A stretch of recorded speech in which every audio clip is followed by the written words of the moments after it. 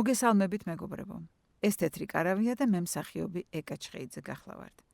დღესაც ჩვენი ეთერის მთავარი თემა ემიგრანტი ქალებია. აი, უკვე ვიღაც გვიკავშირდება. გისმენთ. გაგვეცანით თუ შეიძლება საიდან ხართ, რამდენი წლით ბრძანდებით? მეგობრებო, მე მქვია ლიანა და 14 წელია რაც ამერიკაში ვცხოვრობ. მალე ვაპირებ დაბრუნებას. რადგან უკვე თითქმის ყველა ის პრობლემა მოვაგვარე, რისთვისაც ამხელა გზაზე წამოვედი და თანაც მე თუ მკითხავ, ჩემს ქვეყანას ქვეყანა არ სჯობს. დიახაც ნამდვილად ასეა. სამშობლოდან შორს ყოფნამ ბევრი რამ სხვანაირად დამანახა და ბევრ რამეზე შემეცვალა აზრი და შეხედულება.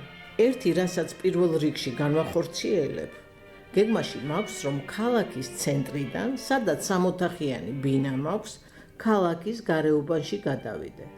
საკუთარ ეზოიანი სახლი უნდა ვიყიდო, სადაც პატარა მიწის ნაკვეთი მექნება. ბაღჩას გავაშენებ, რომ ჩემი ოჯახისთვის საკმარისი ბოსტნეული და ხილი მქონდეს. 1-2 ქათამიც მეყოლება, ისეთები კვერცხებს რომდებენ და რაც მთავარია სუფთა ჰაერი. აბა კეთილი სურვილებით, გემშვიდობებით. დიდი მადლობა. აი, ისევ ზარია. გისმენთ? პირდაპირ ეთერში ხართ. გამარჯობათ. ახლა მინდა რაღაც თქვა. და ვიცი რომ ზუსტად ჩამქოლავთ, მაგრამ მაინც უნდა თქვა რა. იმასაც ვიტყვი, შენი საქმე არ არის და მართალი ხარ, ჩემი საქმე მართლა არ არის, მაგრამ ვარ თქვა არ შემიძლია. გუშინ სამსახურში გვიან 9 იყო დაწყებული და სახში მივდიოდი და მეგობარმა დამირეკა რომ მე გოგოები არის, ქალები არიან ჩამოსულიო რა, რომ ის ავტობუსი მოყვნენ და ვიცნა დახვედრილი იყვნენ 1 საათი არ იქნებაო რა და თუ არ შეწუხდები თუ სახში დაღლილი არ ახარო გადიო და იქვე ვცხოვრობ მეც ახლოში და მაგითო დამირეკა.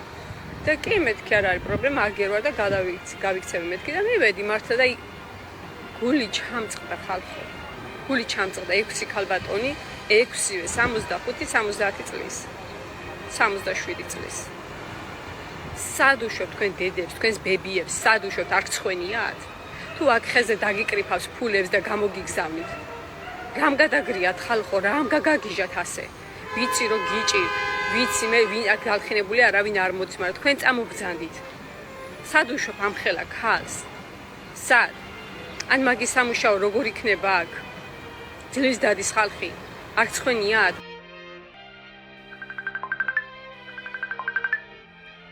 გაგვეცანით თუ შეიძლება საიდან გვიკავშირდებით? მოგესალმებით, მე მქვია ნატო. ვარ 59 წლის. ამ ხმოვანწერილს გიგზავნით შვედეთიდან, კერძოდ კი სტოკჰოლმიდან. სადაც უკვე 11 წელია ვცხოვრობ და ჩემი შთაბეჭდილებები მინდა რომ გაგიზიაროთ. მეგობრებო, პირველი შოკი რაც აქ ჩამოსვლისას მივიღე იყო ის, რომ აქ თითქმის სულ ზამთარია. მაქსიმუმ 2-3 კვირა შეიძლება იყოს ზაფხული და ისიც ისეთი ჩვენთან სექტემბერ-ოქტომბერში რომ იცის.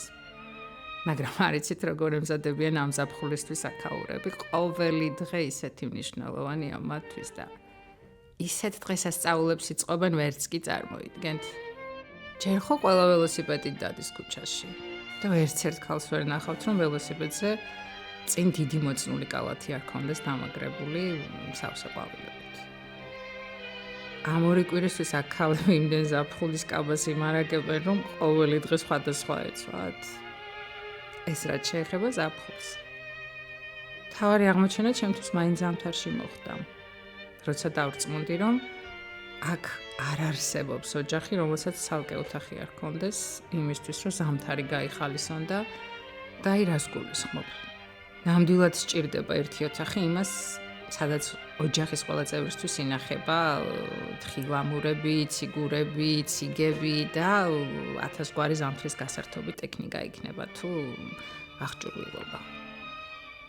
რა ვიცი, რა თქვა, მართლა ყველაფერი მოგცა იმისთვის, რომ ბედნიერად გვეცხოვრა ჩვენს ქვეყანაში, მაგრამ თავარი არ გვაქვს. უნარი იმისა, რომ ყოველი დღე როგორ გავხადოთ ბედნიერი. ეს არ ვიცით და არც გვინდა რომ ვიცოდეთ. ეს არის ჩემი გულის ტკივილი. დიდი მადლობა. ძვირფასო მეგობრებო, ჩვენი საეთერო დრო ამოიწურა და მე ისევ ერთი კვირით გემშვიდობებით. მომავალ შეხვედრამდე. ველოდებით თქვენს წერილებს თეთრ კარავში.